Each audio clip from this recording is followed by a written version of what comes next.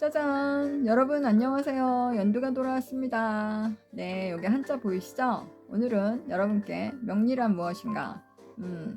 다시 한번 얘기 드리고 싶었어요. 사실은 이 영상을 제가 유튜버를 시작하게 된 것도 사실은 저는 이제 이 일본에서 유튜브잖아, 그때. 유튜브가 아니고 이 명리에 대해서, 한국 명리에 대해서 좀 알리고 싶었어요. 그래서 만들게 된 계기였는데, 근데 그때 명리에 대해서 얘기를 하는데 제가 너무 처음에 긴장도 많이 하고 실수도 많이 하고 설명도 그래서 막 빼먹고 그랬거든요. 그래서 오늘은 조금 더 준비했습니다. 언제 또 나중에 모자르면 또 할지 몰라요. 저. 근데 오늘은 일단 자, 명리학이란 무엇이냐? 저희가 태어나면서 이렇게 생년월일을 부여받잖아요. 그럼 그 생년월일을 부여받으면 운세할 때 운과 또 목숨 명자가 목숨 명자, 이것을 운명이라고 그러죠. 저희가 부여받는답니다. 그래서 목숨 명자를 써서 저 명리, 또 밝을 명자를 써서 명리, 이치를 밝혀간다는 거죠. 결국 생년월일을 사주팔자라고 이제 그 생년월일 대입해서 사주팔자가 생기는데, 천간의 네 글자와 지지의 네 글자, 그것이 이제 그 연월일시 그 시간을 대입을 하면 저렇게 그 연, 월, 일, 시 이렇게 해서 네 기둥이 8글자가 거기 들어가서 사주팔자라고 그러는데, 결국 이 사주팔자를 통해서 뭐 한 사람의 그 인생에서 그 여러분들이 궁금해하는 부와 귀, 옛날에는 부와 귀를 이 사주팔자를 통해서 알아냈다고 하죠. 네. 근데 이제 저희는 옛날보다는 그 뭐라 그럴까요? 사람들의 그 정신수양이랄까요? 정신수준? 그런 것도 많이 높아지고, 이 사주팔자를 통해서 내가 왜 태어나고, 내가 왜 어떤 길로 이렇게 가야 되고, 거기서 뭘 얻어가는가, 인생의 의미를 찾아가는 흐름이라고 저는 얘기 드리고 싶어요. 결국 저희가 이 세상에 태어났다는 것 자체가 양이고, 사실 이제 이 명리는 음양이거든요. 주역에서 나온 거죠. 네. 그래서 저희가 살아있는 그 자체가 양이고, 태어난 자체가 양이고, 이제 음으로 가기 위해서 그 음을 배워라는, 그래서 저희는 태어난 것 같습니다. 조금 어렵죠? 어찌됐든 그건 나중에 또 언젠가 설명을 드리고, 오늘은 명리학에 대해서, 저는 인생의 의미를 찾아가는 정말 훌륭한 최고의 인문학 같아요. 그래서 요새는 이 명리학을 통해서, 그쵸, 역술, 뭐 역학, 명리학, 철학 뭐 이렇게 나누기도 하는데, 어찌됐든 그렇습니다. 그럼 자, 유래를 좀 볼까요? 명리학의 유래는 중국에서 5천년 전에 시작이 되었어요. 저 보시면 하도 낙서라고 있죠? 하도 제가 이렇게 한숨을 쉬나요? 죄송합니다. 하도 5천년 전에 하도가 시작이 됐죠. 하도는 어떤 그 천지 창조의 그 만물의 생성, 우주의 변화, 자연의 변화를 보키 씨가 하도 용마로 8개를 작성하면서 음양을 구분하고 천지 설계도라고 할 수 있어요. 이게 무슨 말이냐? 그러니까 옛날에 그런 거예요. 그게 이제 은나라 때인가요? 잘 모르겠는데 하여튼 그랬던 것 같아요.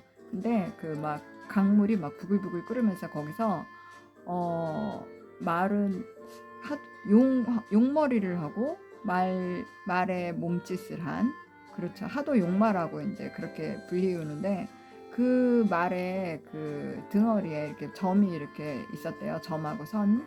그래서 그거를 이렇게 딱 나무가 종이에 찍어 보니까 제가 이따가 표 보여드릴게요. 하여튼 복잡해요. 그 복희 씨가 그걸 보고 이것을 우주의 이치, 뭐 우주의 변화, 뭐 자연의 변화, 이것을 풀었다고 해요. 대단하죠. 하여튼 대단합니다. 그래서 또 낙서는 뭐냐, 이 종이에 낙서한 게 아니고요. 사실은 이 하도 낙서 처음 배울 때, 그쵸, 안 잊어버리려고 하도 낙서를 하다 하도 낙서가 되었다. 전 이렇게 외웠어요. 낙서는 뭐냐면 그 후로 이제 천년이 흘렀죠. 천년이 흘러서 이 후천팔계 선천팔계와 후천팔계로 나는데 하도의 도끼가 하도에 자꾸 제가 일본말을 하려고 그러네요. 하도가 그 선천팔계라면 낙서는 이제 후천팔계라 해서 하늘과 땅 사이에 벌어지고 있는, 그러니까 우주의 체와 용을, 음이 아니죠. 용을 완성했다고 하네요. 여러분, 제가 글씨가 작아서 여러분 보입니까? 네. 어찌됐든 그쵸. 낙서는 네. 거북이의 그 갈라진 등 모양을 보고 이게 완성이 됐다고 그래요. 그래서 벌써 저 복귀시 때부터 청강과 지지 이런 것들이 다 완성이 되었다고 하네요. 정말 역사가 있는, 네. 그리고 또 이 명리학이라는 건 주역에서 나왔는데 사실 이제 역이라는 과목이 있었죠. 근데 주나라 때 이것이 완성이 돼서 그래서 주역 이렇게 불렸다고 하네요. 거기서 나온 것이 명리학입니다. 네. 그래서 조선시대에는 사서 삼경 중에 역경이라고 그래서 과목이 있었는데, 네, 삼경은 시경, 서경, 역경이 있고 사서는 농어, 맹자, 대학, 중용. 여러분 많이 들어보셨죠? 네. 그런데 이 역경, 그쵸, 주역을 여기서 이렇게 조선시대에서는 사서 삼경에서 이때 사서 삼경을 근데 중국에서는 사서 13경 이렇게 부른대요. 근데 우리나라 조선시대에서만 그 과거 시험 때문에 네, 사서 삼경 이렇게 붙여서 불렸다 그러네요. 그런 거 아시나요, 여러분? 네. 왜냐하면 이 사서 삼경을 그때 떼면은 천재 소리를 들었대요. 그래서 그렇죠. 그리고 또 이 명리학은 이렇게 역사를 갖고 있지만 일본은 아부테산 그래가지고 70년대까지만 이것이 굉장히 활발했다고 하네요. 그래서 일본 사람들이 요새 잘 모르나 봐요. 좀 그런 것 같아요. 그래서 제가 열심히 알리도록 하겠습니다. 네. 어찌됐든 잠깐 이런 유래가 있어요. 네. 이것이죠. 이것이 하도 낙서예요, 여러분. 여기에 보면 잘 모르겠죠. 이렇게 점하고 선으로 돼 있는데 그 복희 씨가 어떻게 알았을까요? 전 되게 신기하거든요. 근데 이것을 여기에는 다 원리가 있더라고요. 그것을 제가 또 어디서 찾아왔죠, 여러분. 짜잔, 생극과 상생의 원리가 이 하도 낙서에 있더라고요. 저 숫자들 보이시죠? 네. 그 음양으로 저 숫자는 음양을 가리키는 거예요. 그러니까 자, 일단 저걸 볼까요? 여기 상생인데 제가 이걸 써놓을 걸 그랬네요. 왼쪽에 이제 상생인데 1번하고 6번으로 써 있죠? 네. 1번은 양이라는 거예요. 그러니까 임수에 해당하겠죠? 네. 그리고 6번은 음이라는 거예요. 그럼 개수에 해당하겠죠? 이렇게 그러니까 1, 2, 3, 4, 5가 양에 해당하고 6, 7, 8, 9, 10이 음에 해당해요. 네. 어렵죠? 죄송해요. 제가 이런 어려운 설명은 안 드려야 되는데. 어찌됐든, 네. 그래서 이게 보면 이게 왜 상생이냐. 네. 순서대로 가는 거죠. 수생목, 목생화, 화생토, 토생금. 이해 가시나요, 여러분? 네. 이것이 하도고, 낙서는 극을 하는 원리를 이렇게 극의 원리를 잘 해놓은 것이 같아요. 네. 또 가죠. 토국수부터 할까요? 어찌됐든, 네. 토국수, 수국화. 네. 토는 중앙에 있는 이유 아시죠? 네. 토는 항상 그 오행 중에 그 중심을 잡는 땅이잖아요, 땅. 제가 또 너무 쉽게 설명을 또 훅 치고 들어가나요, 여러분? 네. 어찌됐든 이 낙서는 이렇게 극을 잘하는 거, 네. 수국화, 화극금, 금금목, 목극토, 네, 이렇게 됐죠. 네, 제가 이렇게 순서대로 설명드릴 텐데 또 여러분 헷갈리겠네요. 어찌됐든 이렇게 하도 낙서가 처음 생겼을 때부터 생극이 음양을 먼저 그때 하도가 생겼을 때부터 이해를 했었고, 또 낙서가 완성되면서부터 더 정교하게 음양 오행이 네, 완성이 됐다는 걸 네, 여러분한테 좀 알리고 싶었습니다. 네, 어찌됐든 이렇습니다. 그럼 자, 명리학을 통해서 우리는 뭘 알 수 있을까요? 제가 최고의 인문학이라고 그랬잖아요. 네, 날씨도 알 수 있죠. 네, 날씨라는 건 어떤 계절에 따른 네, 여러 가지의 기후라든가 뭐 그런 것들도 천문학이죠, 어떻게 보면. 네, 그리고 이 명리학을 통해서 저희가 제일 중요한 건 그 사람의 심리? 네, 왜냐하면 저는 심리가 참 중요하다고 생각해요. 또 이 심리를 통해서 그 사람의 어떤 인성이나 또 이 심리가 있기 때문에 그 다음에 이 사람이 어떻게 행동할 것인가 행동이 파악이 되고요. 네, 그리고 또 저희가 태어나면 그쵸 교육을 받잖아요. 그 교육을 통해서 또 그쵸 또 그렇죠 아이들의 교육, 네 자녀 문제의 교육 이 아이를 어떻게 대해줘야 하는가 이런 것 또한 알 수 있어요. 사춘기 때 그쵸 우리 아이에 대해서 엄마가 잘 파악하고 있으면 아이와 부딪히는 일이 없겠죠.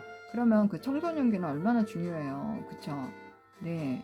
그래서 그 아이의 심리와 교육할 때 내가 어떻게 대해야 되는가 그런 것도 알 수 있고 또 결혼을 하게 되면 배우자에 대해서 알 수가 있어요. 결혼하기 전에 이 사주팔자를 통해서 이 명리학을 통해서 결혼을 하기 전에 내 배우자는 어떤 사람인가 그럼 이 사람 또한 어떻게 내가 대해야 되는가 그럼 그렇죠. 또 그리고 또 연애 시기나 또 이 연애는 또 어떻게 끌고 가야 되나 그런 것도 알 수 있고 또 헤어질 사람인 것도 알 수 있고 네 우리가 헤어진다면 어떤 이유로 헤어지는가 그런 것도 알 수 있죠. 결혼 시기도 알 수 있고 재밌죠 여러분. 네 신기하답니다. 저도 이 명리학을 공부하면서 정말 와 이런 과목이 있었나? 네 저 진짜 처음에 푹 빠져서 공부했죠. 네 그리고 이제 체질도 알 수 있어요. 나의 체질은 어떤 체질인가. 그러면 또 계절이라는 게 또 이렇게 변하잖아요. 10년 주기로 이제 이 운이 변하거든요. 대운이라는 게.